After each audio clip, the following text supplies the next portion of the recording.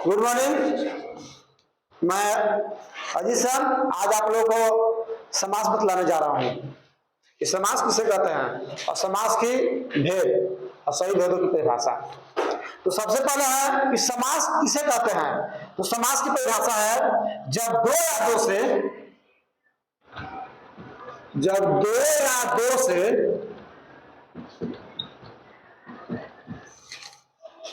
अधिक शब्द अपने बीच के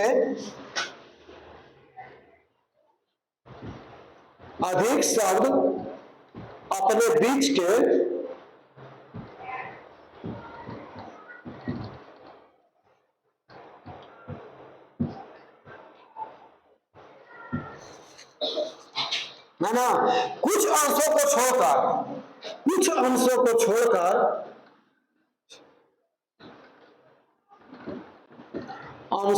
छोड़कर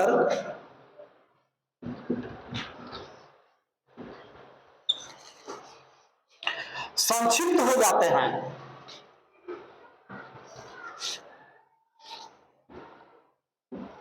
यानी लुप्त हो जाते हैं, छुप जाते हैं। तो उस क्रिया को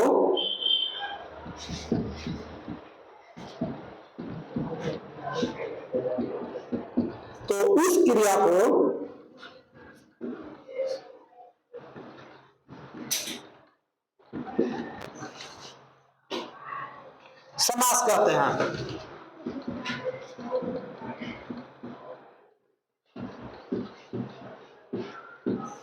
एक बार फिर सुन लीजिए। जब दो या दो से अधिक शब्द अपने बीच के कुछ अंशों को छोड़कर संक्षिप्त हो जाते हैं तो उस क्रिया को समास कहते हैं। जैसे मान लीजिए, जैसे घनश्याम,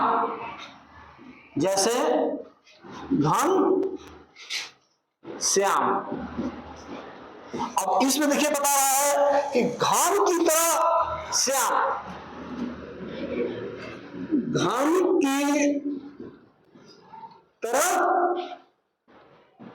श्याम, यानी यहां घन मन होता है बादल, घन मन बादल और श्याम मन होता है काला, है ना।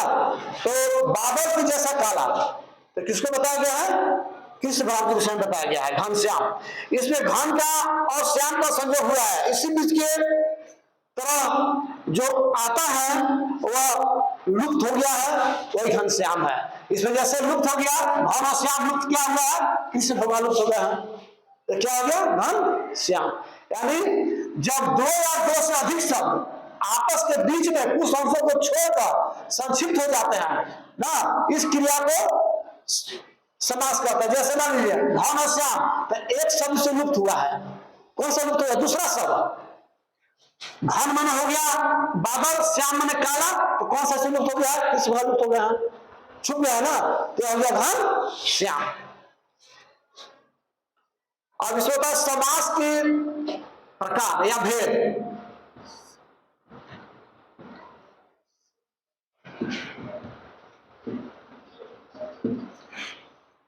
समास के 6 भेद होते हैं। पहला होता है तत्पुरुष समास।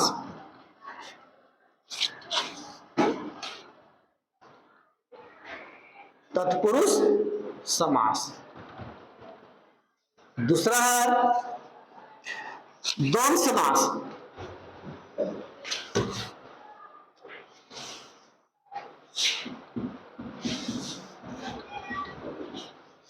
तीसरा है बहुव्रीहि समास।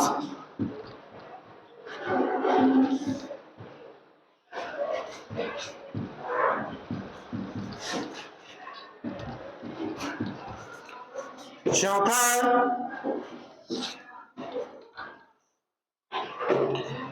अव्ययभाव समास।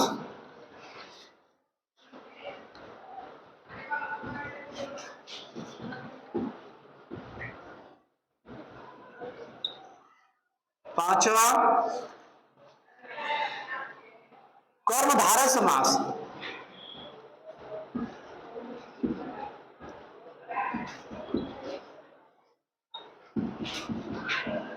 और छठा हुआ द्विगु समास।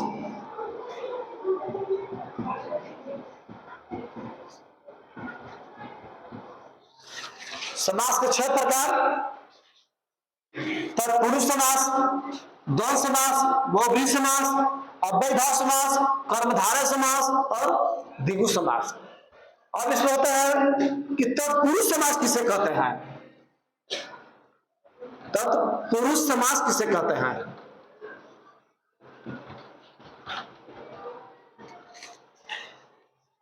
जिस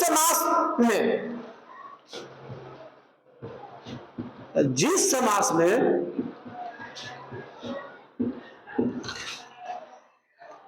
अंतिम पद प्रधान हो,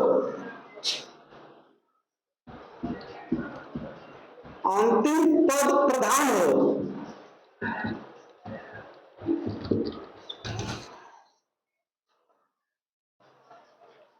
उसे तत्पुरुष समास कहते हैं।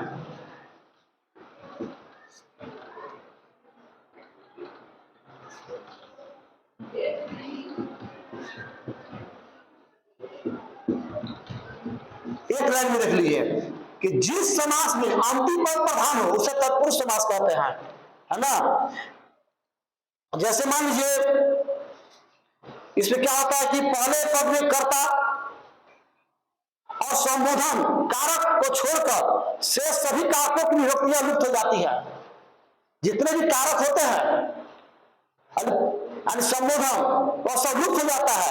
इस समास के पहले पद के जिस विभक्ति का लोप होता है उसी के अनुसार इस समास के पहले पद के जिस विभक्ति का लोप हो जाता है उसी के प्रकार, उदाहरण जैसे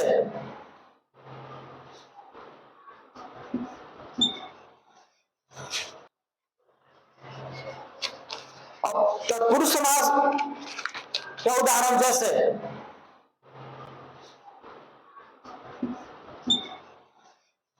मुंह मांगा,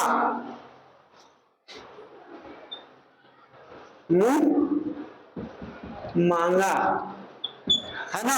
अब हम इसका डिग्रा करेंगे तो मुंह से मांगा, क्या होगा इसका? मुंह से मांगा, है ना। जैसे से हम ये भी इसमें बता सकते हैं कि जिस समास में कर्ता का चिन्ह का प्रयोग किया जाता है वह तत्पुरुष समास होता है। कर्ता का चिन्ह जानते हैं? जैसे यहां मुंह मांगा, मुंह से मांगा, से आया ना कर्ता का चिन्ह, ने से पर, ये सब जो आएगा उसमें तत्पुरुष समास कहलाएगा।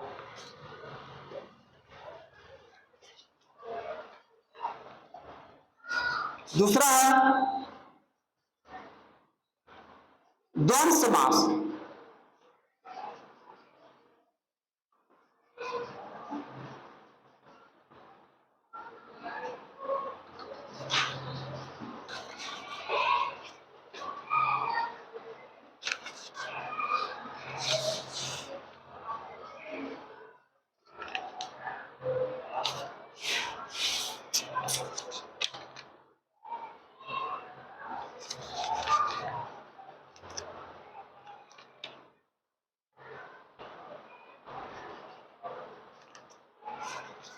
द्वंद्व समास की जिस समास में दोनों पद प्रधान होते हैं, द्वंद्व समास की परिभाषा है कि जिस समास में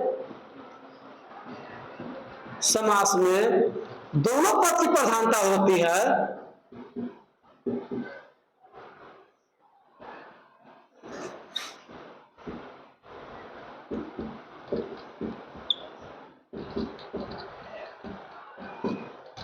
जिस समास में दोनों पद की प्रधानता होती है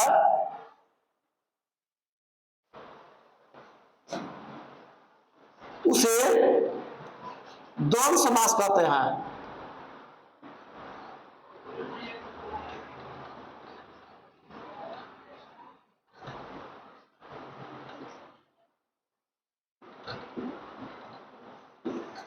द्वंद्व समास कहते हैं।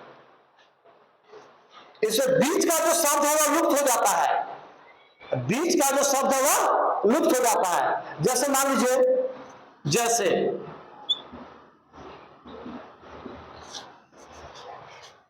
जिस समास में दोनों पद की प्रधानता होती है, एक लाइन में सीधा बता रहा है ट्रिक विधि से, जिस समास में दोनों पद की प्रधानता होती है और द्वंद्व समास कहलाता है। जैसे राधा कृष्ण, राधा कृष्ण, इसका विग्रह होगी राधा और कृष्ण, राधा और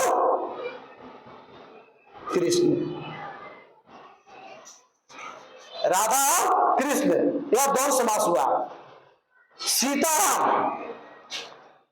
क्या था? सीता राम, तो सीता और राम, यह भी हुआ द्वंद्व समास हुआ। यानी दोनों पद की प्रधानता होती है इसमें, राधा का एक प्रधानता है, कृष्ण का भी है, सीता का भी है और राम का भी है।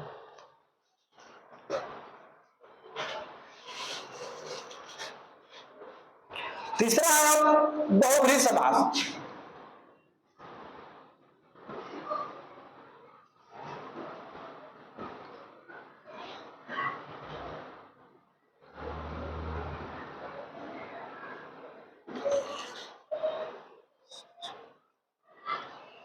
इसमें होता है कि जिस समास में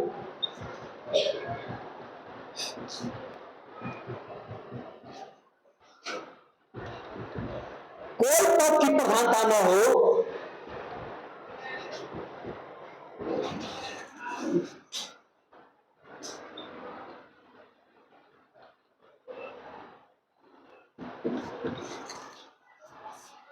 तथा बीच का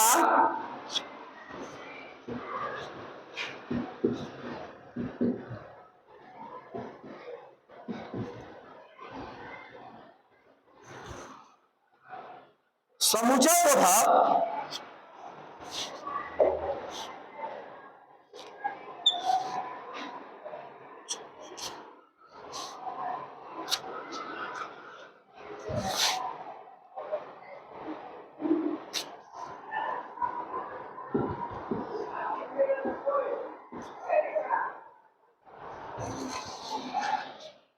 और लुप्त हो,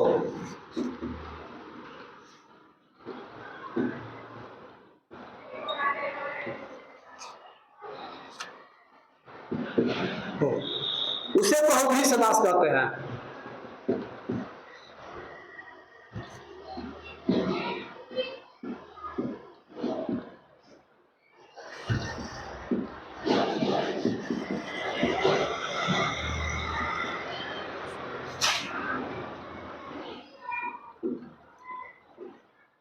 यह हम बता सकते हैं कि जिस समास में कोई पद की प्रधानता ना हो ना, तथा बीच की समुचय बोधक और लुप्त हो जाता है, उसे बहुब्रीहि समास कहते हैं।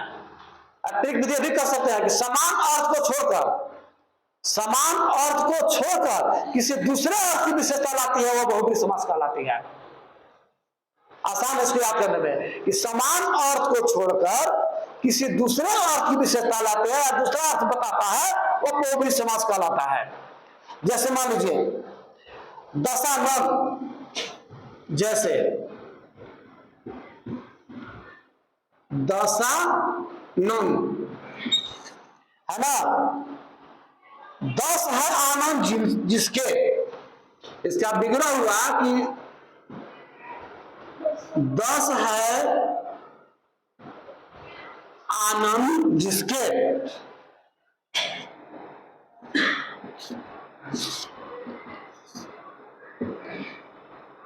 और इसको समान अर्थ को छोड़कर दूसरा अर्थ बता रहा है कि दशानन, 10 आनंद जिसके, अर्थात किसका दशानन था?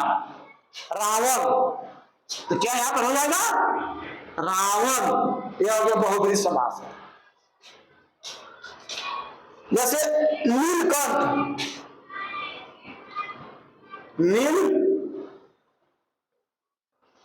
नीलकंठ है ना, इसका विग्रह होगा कि नीला है जिसका कंठ,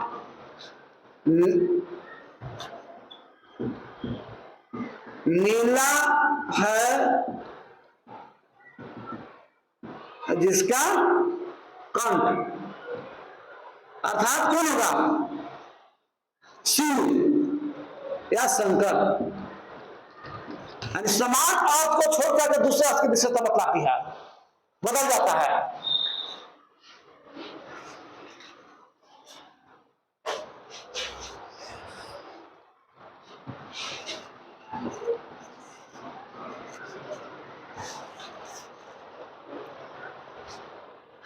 चौथा हुआ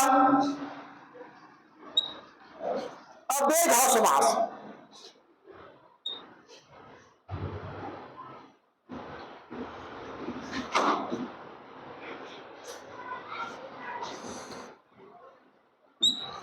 चौथा हुआ अव्यय भाव समास। जिस समास में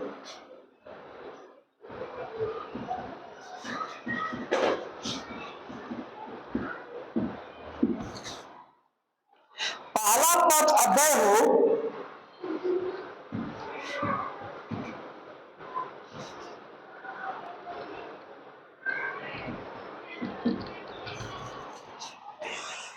तथा संपूर्ण पद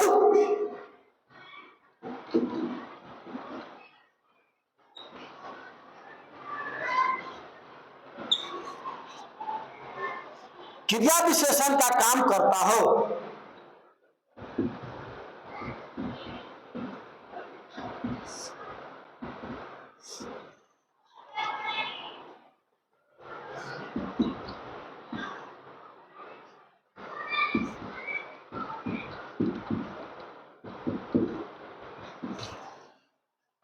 उसे अव्यय भाव समास कहते हैं।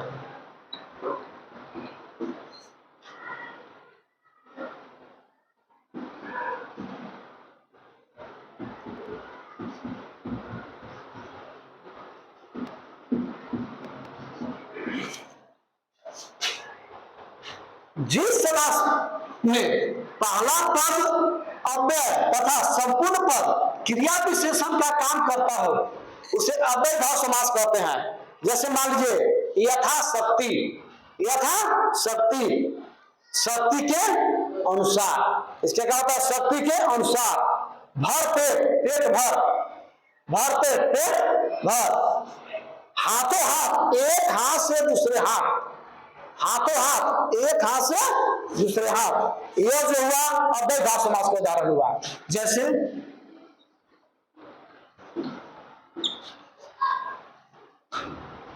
भर पेट, इसका दूसरा हुआ पेट भरकर, पेट भर कर। यथाशक्ति,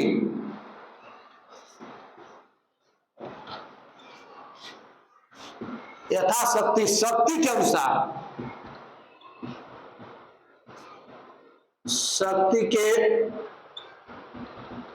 अनुसार। यथाशक्ति मतलब शक्ति के अनुसार। ये जो हुआ पांचवा है कर्मधारय समास।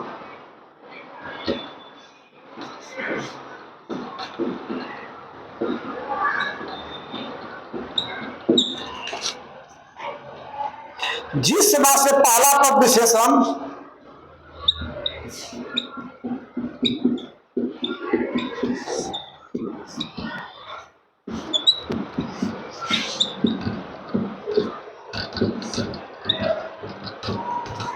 विशेषण तथा दूसरा पद विशेष हो,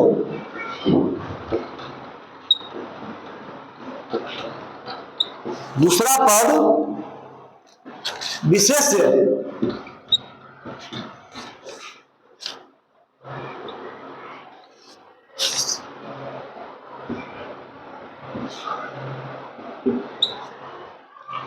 उसे कर्मधारय समास कहते हैं।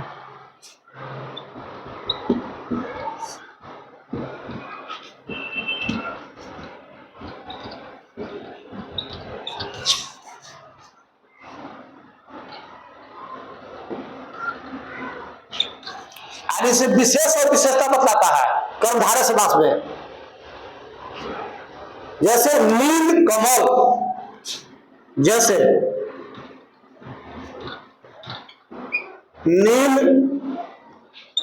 कमल है ना, नीला है जो कमल, इसका क्या हुआ विग्रह? नीला है जो कमल। पीतांबर,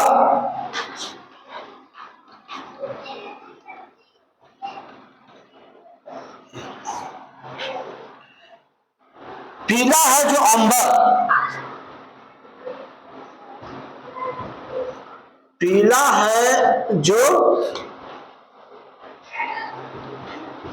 देखिए विशेष और विशेषण दोनों बताता है कर्मधारय समास में। अरे कर्मधारय समास हुआ है कि जिस समास में पहला पद विशेषण होता है और दूसरा पद विशेष होता है। इससे बता रहा है कि नीलकमल ना, विशेषण क्या है नीला, विशेष क्या है कमल। कमल कैसा है तो नीला है। और पीला, पीला है अंबर ना, पीतांबर, पीतांबर पीत के समान जो पीला होता है, और अंबर माने वस्त्र, इसका पीला है वस्त्र पीतांबर। यह होता है कर्मधारय समास।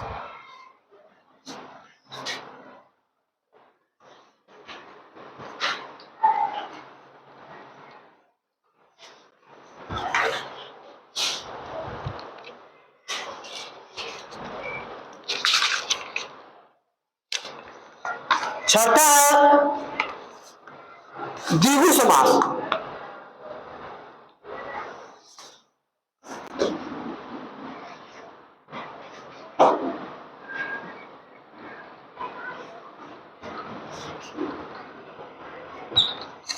इसमें बोलते हैं कि संख्या पद प्रथम प्रधाने, संख्या पद प्रथम प्रधाने, यानी पहला पद संख्यावाचक हो। 1 2 3 4 9 जो बताता है वो द्विगु समास में आता है, संख्या पद प्रधाने। या बता सकते हैं कि जिस कर्मधारय समास से पहला पद संख्यावाचक हो,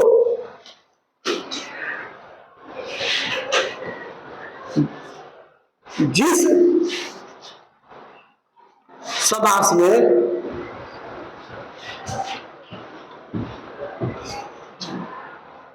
पहला पद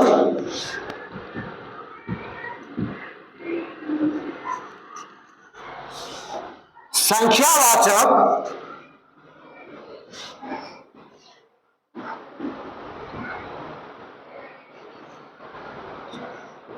हो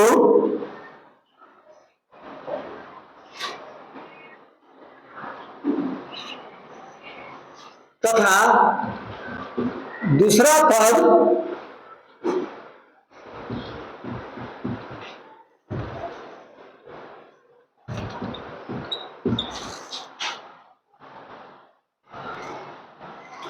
विशेष हो,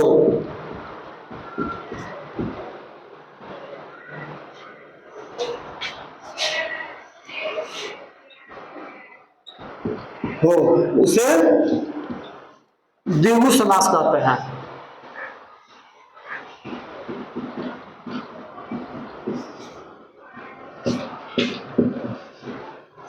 जैसे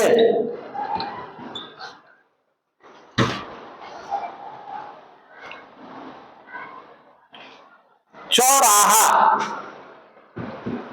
चौराहा यानी 4 राहों का समूह, 4 राहों का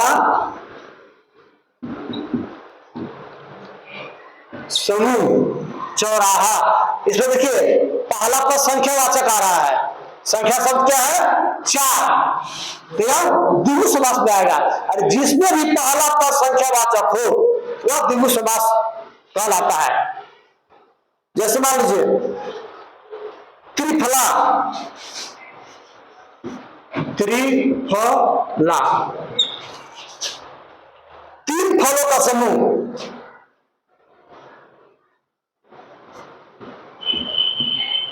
3 फलों का समूह, यह जो हुआ द्विगु समास में आया। 9 ग्रह,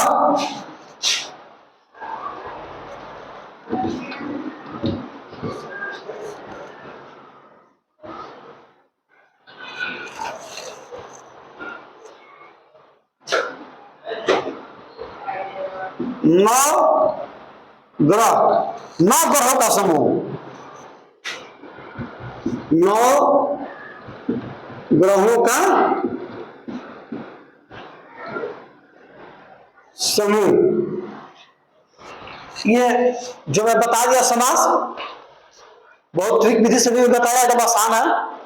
अब किसी भी तरह का कंपटीशन हो, सवाल से 5 नंबर के सवाल आते हैं, मैंने 100% गारंटी दे रहा हूं कि जो भी इसे पढ़ेगा और याद कर लेगा तो 5 नंबर में 5 नंबर लाएगा पूरी तरह से, किसी तरह से कोई दिक्कत नहीं होगी।